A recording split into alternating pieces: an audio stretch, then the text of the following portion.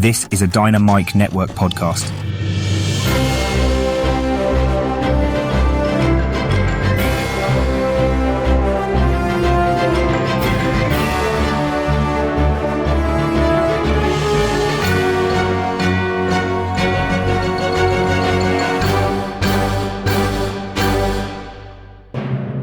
Hi, welcome to the Dynamic Duel Podcast, a weekly show where we review superhero films and debate the superiority between Marvel and DC by comparing their characters in stat-based battle simulations. I'm Johnny DC. And I'm his twin brother, Marvelous Joe. And in this episode, we are reviewing the Amazon-exclusive animated series Batman Caped Crusader. It was developed by Bruce Timm, the very same Bruce Timm that created the Batman cartoon series from the 90s that we all know and love. Yeah, Jonathan and I are still in what we call review hell because DC decided to release a whole lot of summer projects within the same 4-week time span. Just bear with us. We're almost through to the end, I think, with the Joker Folie à Deux movie. Yeah, I see this kind of Dante's Inferno coming out through Paradiso, and the Joker Folie à Deux film is Paradiso because it's going to be so damn good. Have you seen the reviews of it so far? I don't trust those Rotten Tomatoes critics. Those guys are assholes. But anyway, before we get into our review of Batman Caped Crusader, we're going to break down the comic book movie news from the past week, including the Venom The Last Dance final trailer, and the news that Destin Daniel Cretton is in talks to direct Spider-Man 4. As always, we list our segment times in our episode description, so feel free to check out the show notes if you want to skip ahead to a particular topic. Our artificially intelligent duel simulator, AJ9K, has a quick message for our listeners, so listen up. Why, hello there. Do you want even more from this podcast? Then become a part of the Dynamic Duel community on Patreon, where you can choose from 3 tiers. The Dynamic 2.0 tier gives you access to our Discord chat server, the Fantastic 4 tier gives you 2 bonus episodes each month, and the X-Force tier makes you an executive producer of this show. Lastly, the Dynamite Podcast Network tier lets you create your own podcast using this Monte Carlo simulator. Johnny and Joe will help you develop your show, provide graphic support and consultation, and get you simulation results. Pitch the twins your ideas via email at dynamicduelpodcast@gmail.com. Check it out at patreon.com/dynamicduel. Pip pip cheerio. Thanks, AJ9K, and thanks to everyone who supports the podcast. Guys, be sure to tune in to the other shows on the Dynamite Podcast Network this week, including Max Destruction, which pits your favorite action heroes from film and television against each other. This week, hosts Scotty and Gilly are reviewing Terminator 2 Judgment Day. Great film. One of the best films of all time. On the Central World podcast, host Zachary Hepburn speculates on fights between fan-favorite anime and manga characters. This Thursday, Zach will be finding out who would win between Jotaro from JoJo's Bizarre Adventure against Joker from Persona 5. That's a big one. On the Console Combat podcast, hosts John and Dean simulate battles between popular video game characters. In yesterday's episode, they reviewed the Borderlands film. Visit dynamicpodcasts.com or click the link in our show notes to listen to all of the shows in the Dynamite Podcast Network. But with that out of the way, quick to the No Prize! A No Prize is an award Marvel used to give out to fans. Our version, the Dynamic Duel No Prize, is a digital award we post on Instagram for the person that we feel gave the best answer to our question of the week. Last week, we asked, who would you cast as Richard Rider in the Nova series and Hal Jordan and Jon Stewart in the Lantern series? And we got a whole lot of answers. Let's go ahead and run down our honorable mentions as well as the No Prize winner. Our first honorable mention goes to Jose Marcial, who said, for Hal Jordan, I would cast Josh Brolin since Hal Jordan is supposed to be older and more gruff in this version. And for Jon Stewart, I would cast David Johnson. He played Andy in Alien Romulus. He was the best part of that movie, and he's a really good actor just from that role alone. And what was that other part of the question? So this may have been recorded before we received news that Josh Brolin has actually withdrawn his name from the running for the character of Hal Jordan. So, that's not going to happen, although it wouldn't have been a terrible choice. As far as David Johnson goes, I have not seen Alien Romulus, but I've heard amazing things about the movie and his performance in particular. So this answer gets me pretty excited. Yeah, I was waiting to see Alien Romulus until I saw Alien Covenant, because I haven't seen that yet either. But I am super excited to see Alien Romulus. It looks really damn good. Of course, Jose did not get to an answer for Nova because no one cares. Nobody got time for a Nova answer. Actually, a lot of the callers this week didn't answer the full question with all three characters, Jon Stewart, Hal Jordan, and Richard Rider.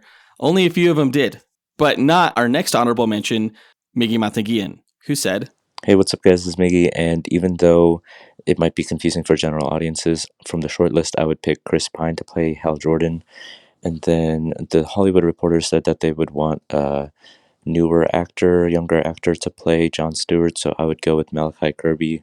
Even though I haven't seen him play in anything, I've seen that he is like an award-winning actor, and I think he's like a lesser-known name. So yeah, Chris Pine and Malachi Kirby. Yeah, Miggy's concern is that audiences might find it confusing to see Chris Pine as Hal Jordan, considering he was very prominently Steve Trevor in the Wonder Woman films. That said, I think he would make a great, a damn near perfect Hal Jordan. The guy is a great actor, and we've already seen that he could pull off the role of brave pilot. Yeah, I'm not sure how his role as Hal Jordan would differ too much from Steve Trevor from the Wonder Woman films, but I really like the answer of Malachi Kirby as Jon Stewart. In fact, I'm going to say, don't get him for Jon Stewart, and let's get him for the next Black Panther, because dude could totally nail that role. Well, too bad, because Team DC already called dibs. Great answer, Miggy. Our next honorable mention goes to Daniel Alonso, who said, "All right, I'm going to start making an effort to send a message in every week because y'all's new stuff is also great. So I'm going to start off with a combo and answer last week's. My favorite episode is Hit Monkey vs. Gleek. Funniest shit so far. Casting for Hal Jordan, I would go with Bradley Cooper. For Richard Rider, I would do Liam Hemsworth. And bonus, I would have cast Michael Fassbender as Dr. Doom. I believe he could have brought the gravitas that the role needed." All right, yeah, Daniel gave a few more answers than we asked. He also answered last week's question of what's your favorite episode of Dynamic Duel. Thank you for doing that. I really like his answer of Bradley Cooper for Hal Jordan, though. Yeah, absolutely. I've always wanted to see Bradley Cooper take on a superhero role, and to me, Hal Jordan makes the most sense for him. I know he's an actor who really likes to stretch his craft, so I'm not sure how attracted to that role he would be, but he would be amazing in it, absolutely. He would actually be my number one pick, I think. My number one dream casting, for sure. And Liam Hemsworth for Richard Rider, I could see it working. He looks an awful lot like his brother Chris Hemsworth, who plays Thor, but I don't think that's too big of an issue. They can make their Richard Rider look a little bit different by dyeing his hair or something. I don't know. But he definitely looks like Richard Rider. So, yeah, it could totally work. Yeah, I mean, as long as you keep Thor with a beard and Richard Rider without a beard, it's fine. Oh, yeah. It works out. Yeah, I don't think you could pull off the Nova helmet with a beard. I don't think. Which makes me sad because now I feel like I can never be Nova. You never could. We want to give a special thanks to Mason Thompson and Scott Camacho for calling in and leaving their answers. Scotty, your idea of casting Robert Downey Jr. as Richard Rider was hilarious. I laughed my ass off.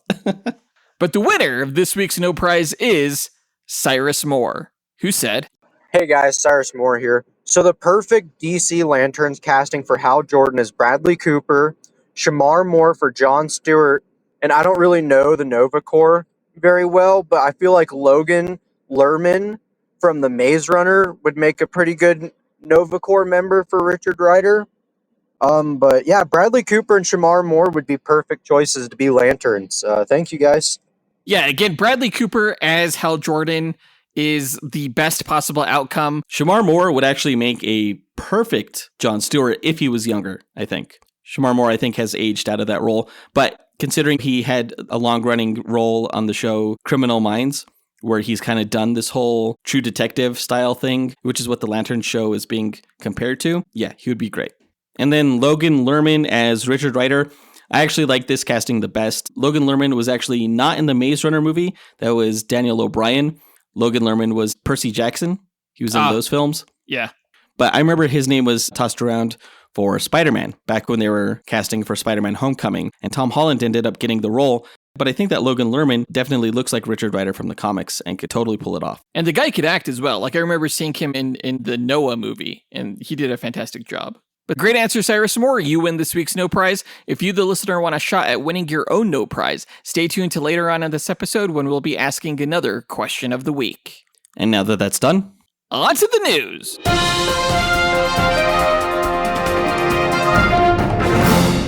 This past week, we got the final trailer for the Venom: The Last Dance movie that's coming out in October. It is the second major trailer that we've gotten for this film, and I have to say that actually this trailer impressed me a whole lot more than the first one. I think the first one, I was being really whiny about it because I hate the title of the film, and we weren't quite sure what was going on with the story, but you throw Null in there, and you got me hooked, my friend.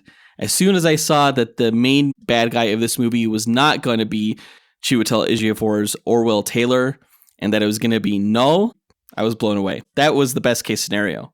Yeah, all of a sudden the movie seems almost worth it. I'm not going to lie, I actually enjoyed this trailer. Like, I did not expect to, but I don't know what it was. Just, I don't know, the music and just the relationship between the two characters. I just found it charming. I'm trying really hard not to get excited at all for this movie because I don't want to be let down considering it's Sony who's making the film, but this was a good trailer. Well, we can all agree that Venom: Let There Be Carnage sucked balls, right? It really sucked. The first Venom movie was not great, but it was novel for the way it portrayed the Eddie Brock-Venom relationship. The relationship between those two characters is the best thing about this entire franchise, and the way the third trailer really sold the perhaps culmination of that relationship, I thought was really enticing.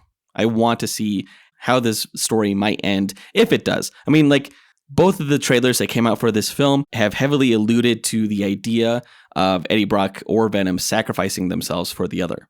I'm totally not sold that that's going to happen, but it's possible. You know, Tom Hardy may in fact want to pull a Logan and go out in style, you know, but I'm still really hoping that somehow Venom ends up in a Spider-Man movie or vice versa. And, you know, not counting the stupid post-credit stuff from No Way Home. But yeah, Null is going to be in this film, and for those of you who may not know who he is the primordial deity who created the symbiotes. And he is a total badass. He was the main villain in the King in Black storyline from the comics, which was a great run. It was a great story. I highly suggest reading it. But he's a badass, like on the same level as Thanos. Like, it took every single Marvel hero on Earth to defeat this guy. So it'll be interesting to see him going up against Venom in this film. Apparently, he is the one that the symbiotes that came to Earth in the first movie were escaping from, and he is the one who sends the xenophages down to Earth. Those are the creatures that attack Venom on the plane at the beginning of this trailer. But does Null ever come to Earth in the comics? He does, yeah, but they're probably going to have to nerf him a little bit because he's insanely powerful. Like, he could kill Celestials, if you guys remember Celestials from the Eternals movie. And here he's only going up against Venom. So they're probably going to have to nerf him, which is a shame, but just to see him on screen will be worth it, I think. We don't know who's playing Null as of yet. There are some rumors going around that maybe Rhys Ifans is going to play him, and we do see Rhys later on in this trailer, which is super confusing because the actor played Kurt Connors, the Lizard, in the Amazing Spider-Man franchise. So it's weird to see him in this movie. Yeah, no, considering that Rhys Ifans was recently seen in a MCU Spider-Man movie, I doubt that's the actor that's playing Null. Yeah. A lot of this movie takes place in Las Vegas. I bet you that's where the climax of the film is going to be.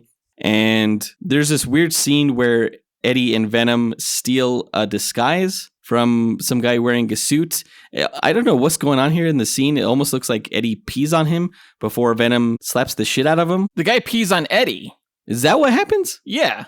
Who the hell does that? That's so fucking weird. I hate that. Right? But also, I hate it because Venom can change his appearance to match other clothing anyway. So why do they need to steal this guy's clothes? Doesn't make sense. Maybe they just stole a key or something like that. There was a whole section here where Venom is gambling and discovers the joys of gambling and the addictive quality to it that I didn't need in a trailer. We'll say that. That could have been a funny, and I put funny in quotes, gag for the movie. Didn't need to be in the trailer. Just wasted time. No, it was dumb. I have never related to that feeling to begin with. Anytime I put money in a slot machine, it just goes right away, and I'm like, oh, this is stupid. I'm like, fuck. But no, I mean, the film, I think, shows promise. The inclusion of Null, the relationship between Eddie and Venom, I think that all looks fantastic. Those things alone are propping up my expectations for this film. I'm hoping at least it'll be better than Venom Let There Be Carnage, and I'm hoping it's as good as the first Venom film. But we'll find out in just over a month when this movie comes out on October 25th. But with this trailer teasing that this may be the last appearance of Venom, that brings us to our question of the week. Do you think this should or shouldn't be Eddie Brock's and Venom's last appearance in Sony's Spider-Man universe? And why? Record your answer at dynamicduel.com by clicking on the red microphone button in the bottom right-hand corner of the screen, which will prompt you to leave us a voicemail. Your message could be up to 30 seconds long, and don't forget to leave your name in case we include you on the podcast. We'll pick our favorite answer and award that person a Dynamic Duel No Prize that we'll post to Instagram. Be sure to answer before September 21st. But speaking of the Sony Spider-Man universe, we also learned this past week that Destin Daniel Cretton is in talks to direct Spider-Man 4. Now, Destin Daniel Cretton is the director behind the Shang-Chi and the Legend of the Ten Rings film and the upcoming Wonder Man series. And Marvel loves this guy. He's a fantastic director. I really loved the Shang-Chi film, and I'm actually really excited about this news because I think he can knock Spider-Man 4 out of the park. The one downside to this is that it means that a Shang-Chi sequel is likely going to be put on a back burner, which breaks my heart because that franchise deserves better. Yeah, I'm actually really surprised we haven't received a Shang-Chi sequel yet. I am happy for Destin Daniel Cretton, though, considering the fact that he was kicked off the upcoming Avengers movie. This is not a terrible consolation. No, you're absolutely right. Now, Shang-Chi, the character, was rumored to play a heavy part in the Kang Dynasty film, back when that was a thing. Ever since the conviction of Jonathan Majors and his subsequent firing from Marvel Studios, they had to rework Avengers The Kang Dynasty into Avengers Doomsday, and it's not quite sure if Shang-Chi is still going to play a prominent role within that film, because Destin Daniel Cretton was originally attached to direct The Kang Dynasty, and it was stated that the film was going to be a quasi-sequel for Shang-Chi, which is why they hadn't made a whole lot of movement on a Shang-Chi sequel. So now, because reports are saying that the Spider-Man movie is being fast-tracked, like they're hoping to write the film and start shooting it as early as next year, Destin Daniel Cretton's not going to be able to get to Shang-Chi for a while. My hope is that maybe they'll be able to squeeze Shang-Chi into the Spider-Man 4 film, since those characters have teamed up in the comics before, and since the MCU Spider-Man franchise has often included cameos from other MCU heroes, such as, Iron Man in Homecoming, Nick Fury in Far From Home, and Doctor Strange in No Way Home. Yeah, that'd be cool to get like a different cameo for each Spider-Man movie. I like that. Yeah, the Spider-Man movies could almost be treated like the Marvel team-up comic book series, which Spider-Man was often the star, teaming up with other lesser-known characters. One of our executive producers, Devin Davis, had the idea that Spider-Man 4 would largely focus on the Black Cat storyline, since reports are also saying that Zendaya is not going to have a huge role in Spider-Man 4, which makes sense considering where they left the franchise off in No Way Home. And I think introducing Black Cat is the next logical step for the franchise. Devin Davis suggested that could mean that she's working for Kingpin, and then you could have Daredevil be the superhero team up, and I think I like that idea even more. So everything's just looking bad for Shang-Chi. I feel bad for the actor Simu Liu, because he was a great Shang-Chi, and I feel like he deserves better than this deal that he's getting. Maybe by the time they do make a Shang-Chi sequel, China will have calmed the F down and let that film be released in their country. We'll see. One can only hope.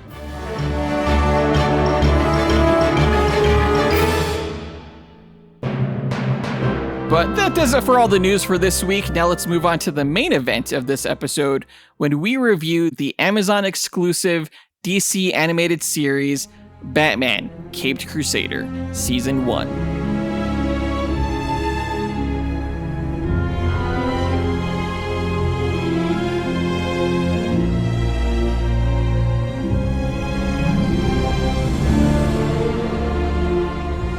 Okay, Batman Caped Crusader is a new animated series developed by Bruce Timm and produced by J.J. Abrams and Matt Reeves.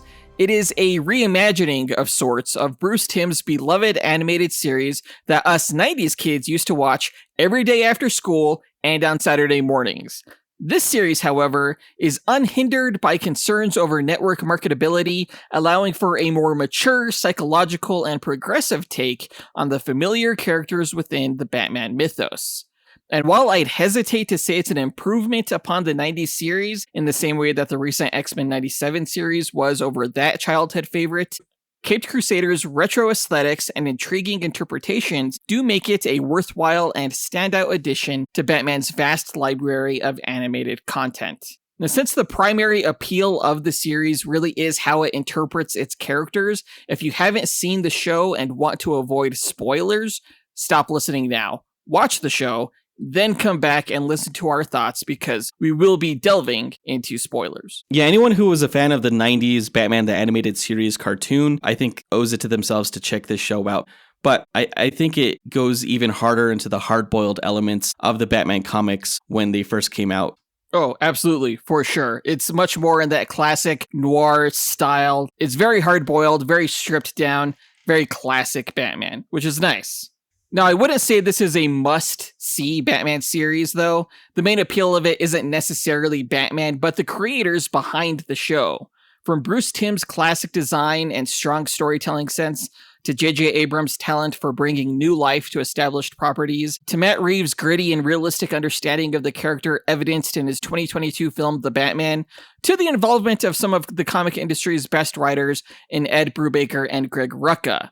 Fans knew this was going to be something special, going all the way back to 2014's Strange Days animated short that Bruce Timm made for Batman's 75th anniversary, which served as a launchpad for this series' visual aesthetic. Can I just say that when I saw the names behind the show, because I had no idea, right? I knew that Bruce Timm was behind the show, but I didn't know that Matt Reeves was producing.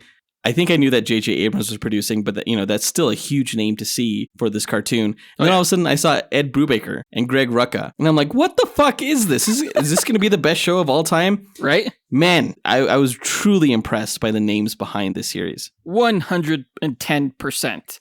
I'd go so far as to say that between the creators involved and the success of X-Men 97 and my excitement over the show's mid-20th century design approach, I thought this show was going to be the ultimate Batman series, and this is probably a solid example of why you should temper your expectations going into any project involving a character that's near and dear to your heart. It was just so different, and not in a bad way, just a mildly unsatisfactory way. A way I should have seen coming when they started revealing things like their new take on Harley Quinn. I didn't realize this show was going to be as Elseworlds, for lack of a better word, as it was. Yeah, they changed a lot of things, right? For better or for worse. I didn't mind a lot of the changes they had here, but I think we could both agree that they fucked up the Penguin. Honestly, I did not hate their take on the Penguin. I thought I was going to. Some of the new takes that they did on the characters that could be considered controversial because they race bent or gender bent the characters like Barbara Gordon or the Penguin, I didn't mind. And I was surprised I didn't hate Oswalda, the female Penguin, because it was well done, I thought. And that question of why was pretty much cast aside once I understood the Elseworlds vibe of the show. Like, I tend to be a little bit more forgiving of how characters are handled in Elseworlds stories like The Doom That Came to Gotham or Red Sun, because I understand its what-if type nature. As a general rule, I don't mind race bending or gender bending, as long as, they're true to the character. But Oswalda Cobblepot was nothing like the Penguin, as any of us know. It was almost an entirely different character. She was like a big mama type mobster. Yeah, I've never seen the Penguin do a song and dance number at the Iceberg Lounge. That was pretty wild. Yeah, cabaret number? Oh, God. Eye bleach. But, expectations aside, I thought the show did a terrific job at, for the most part, reintroducing us to familiar characters episode by episode. I was 100% tuned in to each episode and eager for the next one in the same way I used to be watching the 90s cartoon as a kid. I love film noir detective stories. I love mid-20th century design. I love dark psychological examinations of characters. So yeah, this show hooked me. I watched the entire thing in less than 24 hours. And like I said, I like what they did with a lot of the characters. Not all of it worked like I would say Onomatopoeia or the Robin characters, But a lot of them, like Clayface or Nocturna or the Gentleman Ghost, felt like they came straight out of a Tales from the Crypt horror-esque Elseworlds version of the DC universe. And keeping your eye out for obscure cameos from characters like Jim Corrigan or Floyd Lawton was part of the fun of watching the show. For sure. I really like the anthological take on this. While the series wasn't entirely anthological because you had the Harvey Dent through line, a lot of these episodes were one-offs. Yeah, that's one thing I really liked about the old 90s cartoon was its anthological nature. You know, for the most part, every episode, Batman would tackle a new villain or a new conflict that would get wrapped up by the end of the episode. And while this series did have some overarching conflicts, it was more anthological than many current shows. I'll always argue that long-form storytelling is superior, and one of the reasons I love the serialized nature of comic books. But there's something to be said for short, quick stories as well, and this show definitely satisfied a nostalgic itch that I hadn't realized I had. I mentioned that it was kind of fun looking out for obscure characters in this season. That said, I would have much rather seen new takes on less obscure characters because I feel like those are kind of easy. I was much more impressed by this new take on Harley Quinn than I was on, say, Gentleman Ghost.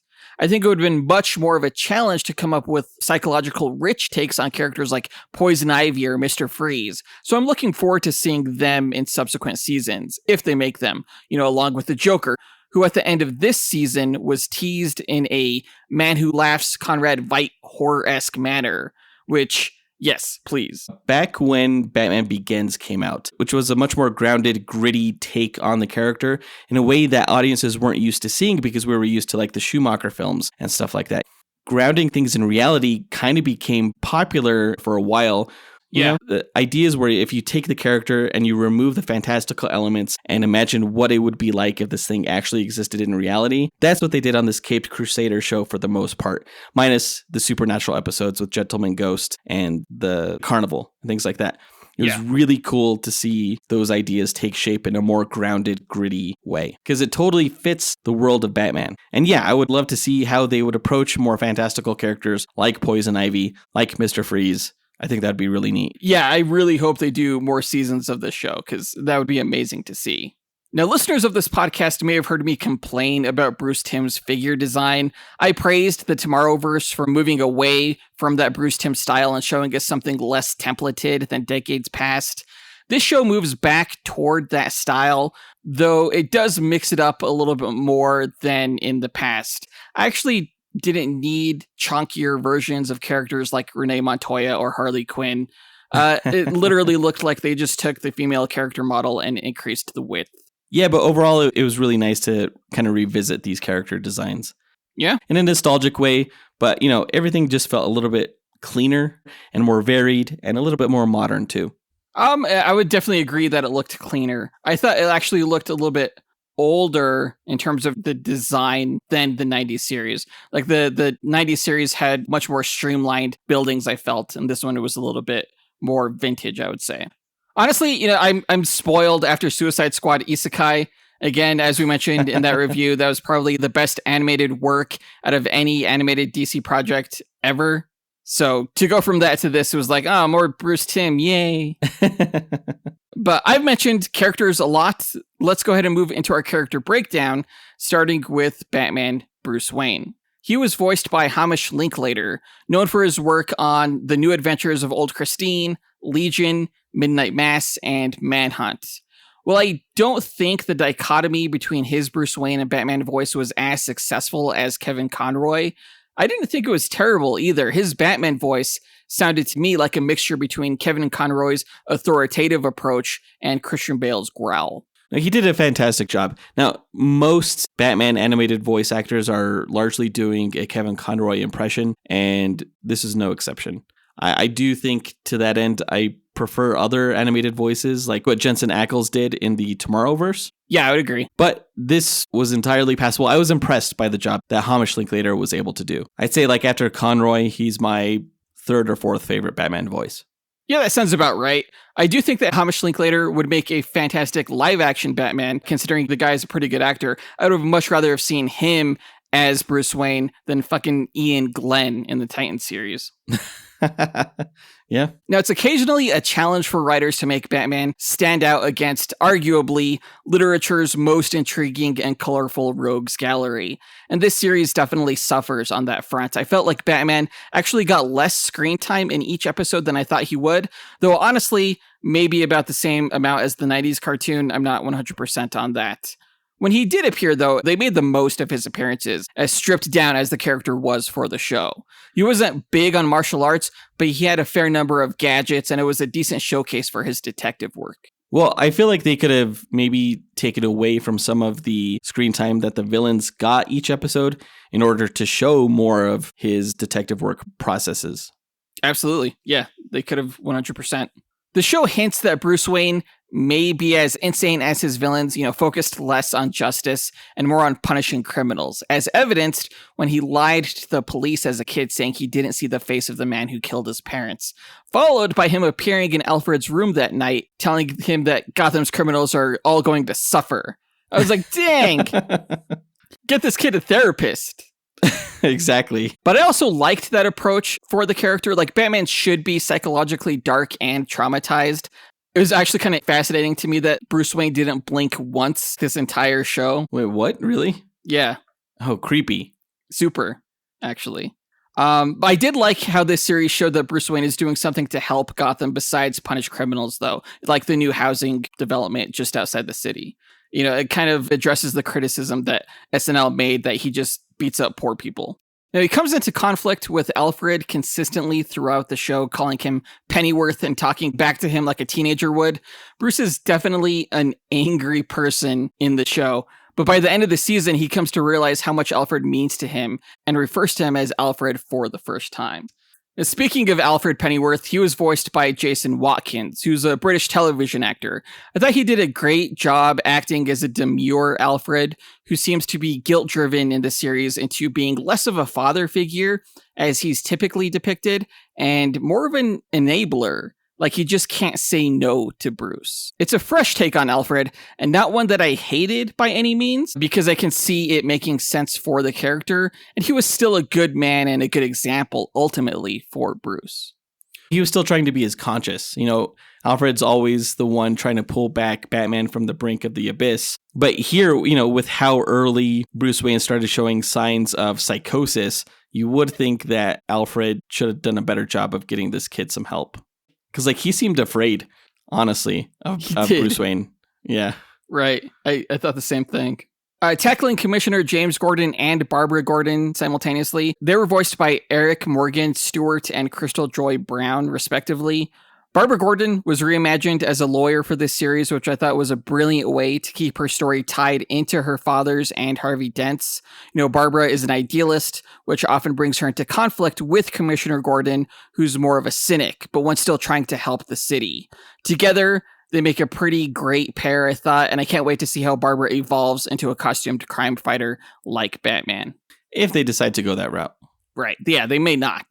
Since this is still early days for Batman, he and Commissioner Gordon aren't allies at the start of this show, but as the season progresses, Commissioner Gordon realizes that Batman is trying to help, particularly when they worked together to save kids from a burning apartment building, which was one of my favorite episodes in the series. Yeah, I thought this was one of the most organic ways that I've seen them build up the Commissioner Gordon-Batman relationship, outside of, Batman Year One, which was a great story. Yeah. But even in the Batman movie, Commissioner Gordon and Batman are already copacetic from the get-go, right? Right. It's nice to have this long-running narrative where you see that relationship of trust slowly develop. I thought it was really well done here. Yeah, I would say it was better done here than it was in, even Batman Begins. Much more organic, like you said. Moving on to the last character I'm going to go over, Renee Montoya. She was voiced by Michelle C. Bonilla. She does a lot of the heavy lifting when it comes to detective work for the GCPD. I actually really liked how good of a detective she was shown to be, just by asking the right questions. She proves herself more and more as the season progresses, confirming the trust that Commissioner Gordon put on her to be a leader within the corrupt police department. I actually thought that by introducing her in the Clayface episode, that they were going to lead her into using some of the makeup putty to begin her faceless career as the Question, but that ended up not being the case. That would have been cool, though. That would have been really cool.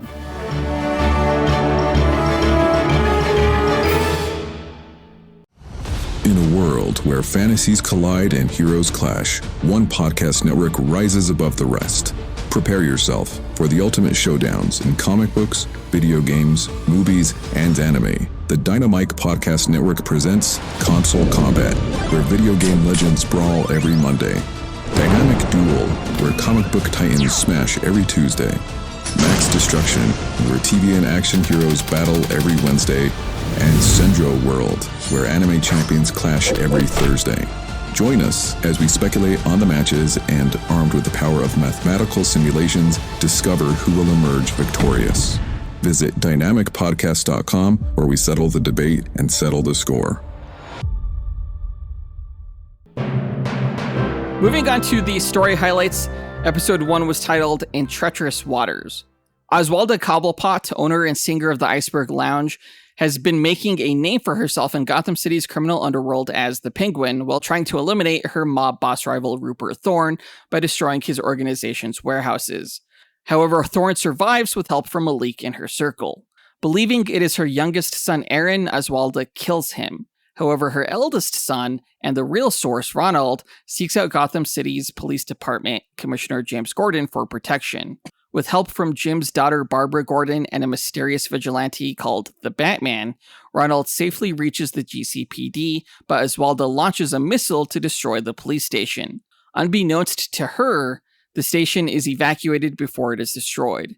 Batman successfully captures Oswalda, but realizes later that in doing so, he left a power vacuum in Gotham's underworld for Thorne to fill. This was a great setup to the series, with the whole power vacuum angle and the destruction of the GCPD headquarters. I mean, it wasn't too much of a issue in subsequent episodes, but I thought that it was a really good setup. For sure, yeah. I thought this was a great episode, a great introduction to Batman when we first see him interrogating that guy over the train tracks. Oh, yeah. I thought it was a perfect Batman moment, honestly. And I thought to myself, is 1940s Batman peak Batman when he's able to operate freely in this very pulpy style? Honestly, in my opinion, and this may be a controversial opinion, 1940s Batman, Superman, Wonder Woman, that's all peak those characters. Really? Explain. I feel like those are like the truest essence of those characters. And they kind of get muddled down by continuity and stuff in later decades. But if you go back to like the spirit of the characters as they were first conceived, I think that is the best version of them. I think you could say that for a lot of characters, actually, even over at Marvel. As the years go on and the characters evolve over time, I think the expectation from a lot of fans is that they always still revert to their roots. And it's always nice when characters are brought back to what made them who they are. Yeah, and I mean, DC characters are so pure in, their symbolism and their archetype that things don't really make sense in a postmodern world. These characters come from a different era. And so, you see comics like Watchmen kind of making fun of the very notion of the superhero. But back then, it made sense. The next episode was titled, And Be a Villain. GCPD Detective Renee Montoya is assigned to locate missing actress Yvonne Francis. Following a failed interrogation of Bruce Wayne, she investigates the film studio, where she learns Francis's fellow actor Basil Carlo may have been lying about his alibi. However, he is seemingly murdered before she can confirm. Upon further investigation, she learns Carlo was ashamed of his face, which led him to be typecasted and Francis rejecting his advances. Ultimately, he used an experimental serum to make his face more malleable. Montoya and Batman eventually stumble across Carlo, who faked his death and kidnapped Francis out of a desire to play a villain for real. Montoya rescues Francis while Batman defeats Carlo and disappears before Montoya can apprehend him. Such a fantastic take on the character of Clayface. I feel like, Clayface in recent years has really had an opportunity to shine in shows like Harley Quinn or Suicide Squad Isekai. But this is probably hands down my favorite version of the character. Taking like a Boris Karloff approach to Basil Carlo Clayface was pure genius. Well, that's very in keeping with his original story in the comic books, right? Very true.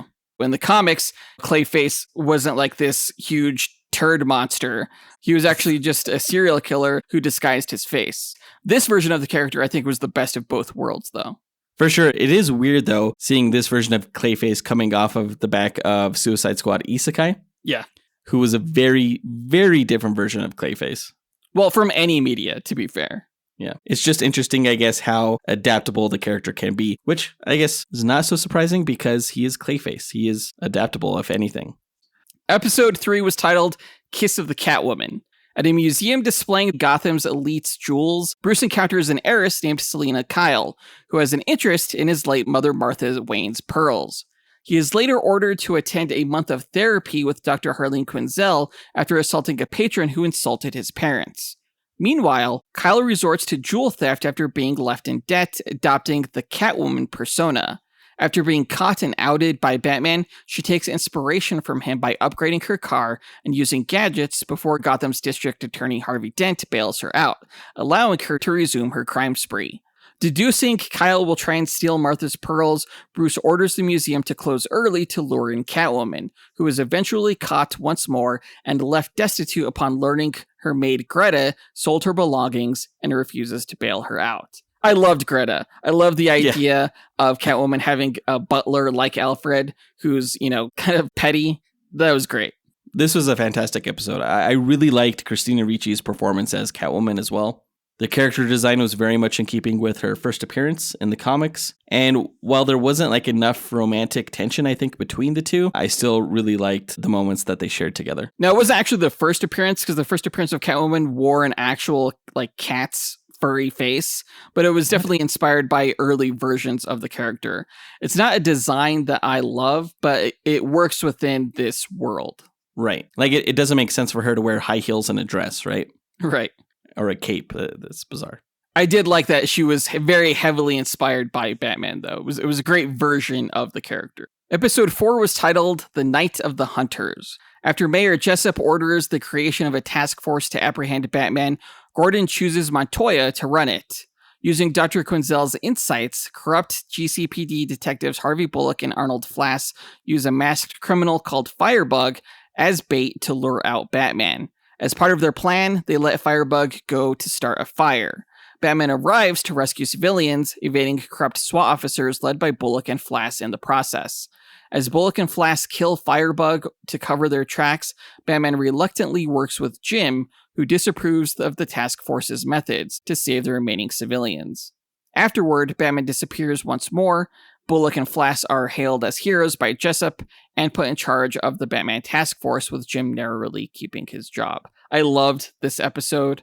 I thought it was a fantastic episode showing the corruption of the GCPD, which isn't explored enough in a lot of media, I feel like, but this show handled it perfectly. Oh yeah. Flass and Bullock were probably bigger bastards in this show than they've been in anything else I've ever seen them in. Yeah, they were big time jerks here. It was surprising to me how much this show could get away with. People were actually shot, killed, and stuff like that. You couldn't get away with stuff like that in the 90s on television. But it totally worked. It's much more mature, and I thought that made it a lot more interesting. Well, I realized that from the first episode when Oswalda killed one of her sons, and then you saw his body as a skeleton coming out of the trunk later. That's right. I'm like, this is pulpy as hell, and I'm here for it. Oh, totally. Moving on to episode 5, it was titled The Stress of Her Regard. After several wealthy businessmen abruptly donate their fortunes to charity and go missing, Barbara suspects their physician and her friend, Dr. Quinzel, is involved. In reality, Quinzel has adopted the jester-like persona of Harley Quinn and is subjugating the businessmen to immense torture in an attempt to correct their minds and behavior. Barbara and Batman track her to the basement of one of her patients, where the latter is overpowered and knocked unconscious before the house is rigged to detonate. Nonetheless, Batman recovers and saves Barbara, though he fails to save Quinzel from falling to her apparent death. Having survived, however, Quinzel calls Montoya to call off a date they had planned and tell her that she is temporarily leaving Gotham. Now, initially, I was rejecting this take on Harley Quinn. I somewhat liked the idea that she was the resident psychiatrist for the city as opposed to a doctor at Arkham Asylum, but I didn't like the idea of Harley Quinn not having the Joker. But by this episode, I was sold on the idea. The idea that the psychiatrist was going beyond helping people who were coming to her and torturing them was amazing. It was brilliant, I thought. And the fact that she kind of justified it and that they felt like they were kings and that she was bringing them down as the jester, making them see the error of their ways, was pretty damn good. It was solid as hell. As a concept, if you were ever going to do Harley Quinn without the Joker, this is exactly how you do it. This is how you get her motivations, her modus operandi. Everything about it was so interesting. And we've seen lots of different versions of Harley Quinn by this point. But this version is something that I think even Kelly Kuoku's Harley Quinn could take notes from. Yeah. Because there's a lot to unpack here. And they only just scratched the surface of what this Harley Quinn could be in this show. I did hate the fact that Batman was essentially taken out by a dude in a diaper in this series. I was like, no way. That's not going to happen. That's dumb. But for the most part, I really liked this episode. The lesbian kiss kind of took me back, given the 1940s setting, 1950s setting, because it was done out in public. Right. That was just something I was like, okay, so apparently this Elseworld story was just a much more progressive reality for the time. It was one of the things that I think stood out in terms of all the progressive changes that they made for the show. Yeah, clearly. And again, something you definitely couldn't get away with on Saturday mornings, kids' television, when we were growing up. Right. Episode 6 was titled Night Ride. When a mysterious ghost on horseback emerges to rob Gotham's working class, Dent's mayoral election campaign is threatened due to the robberies happening on his watch. He is offered a donation from Thorne, but is hesitant to accept it. Meanwhile, Batman struggles to fight the ghost directly. Deducing that it is the spirit of Jim Craddock, the gambling-addicted former owner of an old property that Bruce's friend Lucius Fox recently bought, he gains help from Linton Midnight, Papa Midnight, who advises him to sacrifice the old property's deed and the blood of a nobleman to draw out Craddock. Though Craddock possesses Batman's butler, Alfred Pennyworth, Batman completes the ritual using Alfred's blood and traps Craddock in a vial. He subsequently gives it to Midnight while Dent accepts Thorne's donation. It was really cool to see Papa Midnight in this episode. There are any number of magicians that could have been included in this show, and Papa Midnight would not have been near the top of my list of who would have shown up, but I thought it was really cool that he did. Yeah, in the 90s cartoon, we saw Jason Blood appear in the Batman series, and I think it was Dr. Fate who appeared in the Superman series. I thought it was going to be one of those. I was definitely surprised by Papa Midnight, but it was also really cool to see such an obscure character make an appearance in the show. Moving on to episode 7, titled Moving Target. Jim fears that someone put a bounty on his head after assassins such as Floyd Lawton and Onomatopoeia come to Gotham, and the former almost succeeds at killing him. He reluctantly agrees to be escorted to a safe house at Wayne Gardens, but Onomatopoeia's group finds them. Meanwhile, Batman learns the hit was placed by a Blackgate Penitentiary inmate named Muller and follows Jim's detail. Narrowly fending off the assassins, Batman reveals to Jim while getting the contract cancelled, he discovered Barbara is the true target. Officer Jim Corrigan attempts to claim the bounty for himself, but is disarmed by Jim and arrested. Muller later reveals he ordered the hit because he feels he deserves better prison accommodations. This was a fantastic episode, another one of my favorite episodes, very focused on Jim Gordon and Barbara Gordon and their relationship, which I thought was great.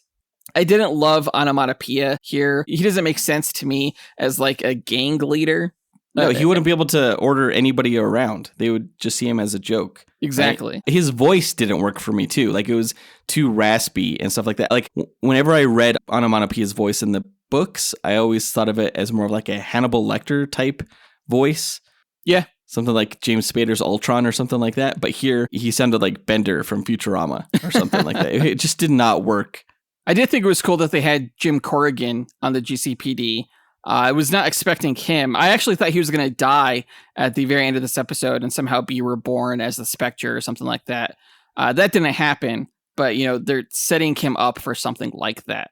Yeah, but would a guy who double-crossed his own partner be one that is qualified to be God's divine wrath?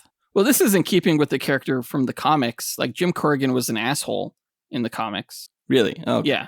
Okay. Yeah. Moving on to episode 8, titled Nocturne. Amidst a fundraiser carnival for Dent's campaign, multiple orphans are reported missing. Batman soon finds the culprit, Natalia Knight, the younger sister of inventor Anton Knight, who suffers from a mysterious ailment that can only be staved off by draining energy from people, which grants her enhanced strength. After falling out with and attacking Anton for his perceived controlling behavior, Natalia continues her attacks until she is intercepted by Batman.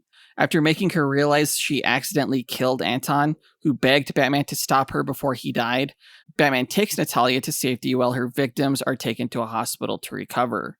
Meanwhile, Dent meets with Thorne to accept his donation, but refuses to accept his condition of dropping charges against Thorne's friend. In retaliation, Thorne's second throws a flask of acid at Dent's face. This was actually probably my least favorite episode. Really? Yeah, I felt like the whole thing kind of drug on. I didn't really care for the characters of Natalia and Anton Knight. They're known as Night Slayer and Nocturna in the comics, but I think I was most offended in this episode by how they treated the Robins. I was kind of hoping for a setup of Robin in this series, and I think this was a poor setup. Well, it seems like it's never going to happen, right? Right. We're never going to get a Robin in this series. When one of the boys referred to the other one as Dickie, I was like, oh, maybe this is Dick Grayson. I actually thought that maybe that was just a coincidence when I saw that Dick was captured and nearly drained of his life. But then it wasn't until they mentioned Steffi Brown that I realized what they were doing with the orphans. Oh, you didn't get it when you heard Jace for Jason? No, not even then. And then, of course, they had Carrie Kelly at the end with the slingshot. Right. That was obvious. Yeah, for sure. It was like a nice Elseworlds homage, but yeah, it is disappointing that because of this seemingly clever nod to the comics that we'll actually never get a Robin for this series. Yeah, it's like either he's going to have 5 Robins at once, or I imagine none at all. Did not like it. I was surprised we didn't get like Tim or Damien. I guess Damien would have made sense, but at least Tim. Actually, Damien could make sense if they introduce, Ra's al Ghul and Talia in a subsequent season. And they just have Damien be his first Robin. Yeah, I guess they could go with that. Moving on to episode 9, The Killer Inside Me. In the aftermath of his assault, Dent loses his mayoral bid and is left with half of his face permanently scarred, which he grows insecure about. Bruce attempts to cheer him up with a night on the town, but a paranoid Dent has an outburst in a restaurant. Alfred scolds Bruce for his poor attempt at getting through to him. Craving justice against those who wronged him, Dent goes on a violent spree throughout Gotham, taking out several of Thorne's men, though Batman intervenes before he can hurt Thorne himself. Guilt-ridden, Dent snaps out of his rage and willingly goes to Arkham Asylum, where he discovers Barbara signed on to become his lawyer. I liked what they did with Harvey Dent for the most part throughout this season. I did think that his descent into madness was a little out of nowhere, though. Like the voices in his head, they just seem to come along with the scarring of his face. Well, isn't that true to the story of the character? Like, he doesn't begin his descent into madness until he's actually scarred. No, he essentially repressed a alternate personality as he was growing up and becoming a lawyer. Like in this show, he didn't really even depend on his old coin in the same way that he has in prior depictions. I don't know, it was just weird. I loved Diedrich Bader as the voice of Harvey Dent. I thought he sounded completely different from when he voices Batman in shows like Harley Quinn. But to me, this version of Harvey Dent is not as good as, other depictions that we've seen in animated films like The Long Halloween or like his live action appearance in The Dark Knight. He was just too smarmy as Harvey Dent. Like, he wasn't the shining white knight that he's typically depicted as prior to becoming Two-Face. I guess that makes sense. I thought it was really interesting how Bruce was essentially responsible for his descent into madness by forgetting to focus on the victim and having empathy for him. He had no empathy. He was just trying to get at the people who did it, and in effect caused Harvey Dent to go on this crazy rampage. I didn't really get that. I didn't understand how taking him out to dinner caused him to have his episode. Bruce didn't know that was going to happen. And sure, he had ulterior motives in doing that, but I also felt like it's also something a good friend might try doing. And I think Harvey even later on said that he understood what Bruce was trying to do while both of them were talking in Arkham Asylum. Which brings me to the final episode, titled Savage Night. Barbara explains to Dent that she is willing to help him, insisting that he was led astray. Meanwhile, Thorne's men, Bullock and Flass, seek revenge on Dent, prompting Barbara and Batman to establish a form of contact between each other and join forces with each other, Jim and Montoya, to protect him so he can testify in court. Amidst a fight at the docks, however, Dent sacrifices himself to save Barbara from Flass. Batman loses his temper and threatens to shoot Flass, but ultimately spares him. Following this, Alfred assures Batman that while he failed to reach Dent's humanity, Batman still has his. Elsewhere, a mysterious man kills a series of victims with a toxin that makes them laugh uncontrollably. Great final episode. I really liked the pacing of it. It's mostly a chase scene between the good guys and the bad guys. Yeah, the finale at the docks was really well done. And even surprising at the very end when Batman holds a gun up to Flass and shoots around his head. Although 100% doing permanent ear damage as well, I'm pretty sure. That's fine. He doesn't have a problem with that. No, he doesn't. In fact, if anything, it showed that Batman was such a badass with a gun and yet still refused to do it out of hatred for the weapon. I thought that was an interesting insight to his character, actually, that he took the time to understand this weapon that he despises. Yeah, that was interesting. I always kind of assumed that Batman really didn't even know how to use a gun. He just hated them so much. So, yeah, again, this was pretty shocking. But even more shocking than that was actually Harvey Dent's death in this season, in this series, sacrificing himself to save Barbara. The whole is he good, is he bad approach to Harvey Dent in this season was really well done. I thought because, the last episode, we saw him essentially go on a murder spree. But in this episode, to see him sacrifice himself for Barbara Gordon, I thought was extremely heroic and definitely redeeming for the character. Like, you were sad to see him go. Do you think they have shot themselves in the foot in terms of the potential Two-Face stories they could have told in the future? Potentially, but, outside of the fall of Harvey Dent, there's not too many great Two-Face stories that you could tell. So, maybe it's for the best. Maybe use this as a way to fuel and motivate Batman going forward. The fact that he remembers his friend Harvey Dent. But that does it for season 1 of Batman the Caped Crusader. Overall, I thought it was a mature and intriguing reimagining of the 90s animated series, featuring new and modern interpretations of classic characters within a retro noir framework.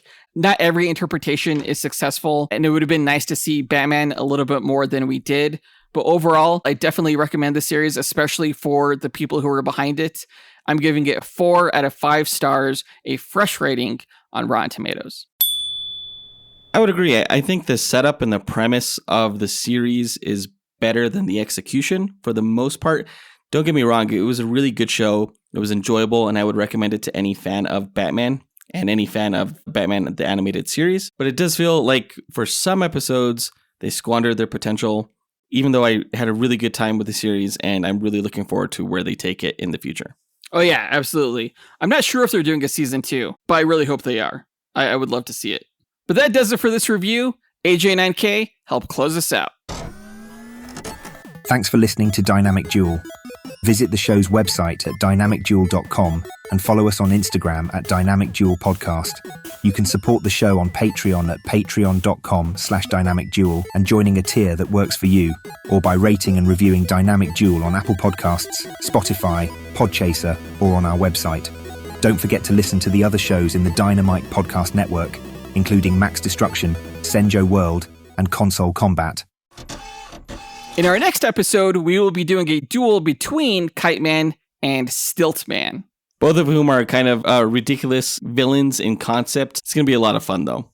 Yeah, I'm really looking forward to the episode. But that does it for this episode. We want to give a big thanks to our executive producers, Ken Johnson, John Starosky, Zachary Hepburn, Dustin Balcom, Miggy Matanguihan, Brandon Estergard, Nathaniel Wagner, Levi Yeaton, Austin Wesolowski, AJ Dunkerley, Scott Camacho, Gil Camacho, Adam Speas, Andrew Schunk, Dean Maleski, Devin Davis, Joseph Kersting, and Josh Liner for helping make this podcast possible. And we'll talk to you guys next week. Up, and away! True believers. Here is my Batman voice. I am Batman.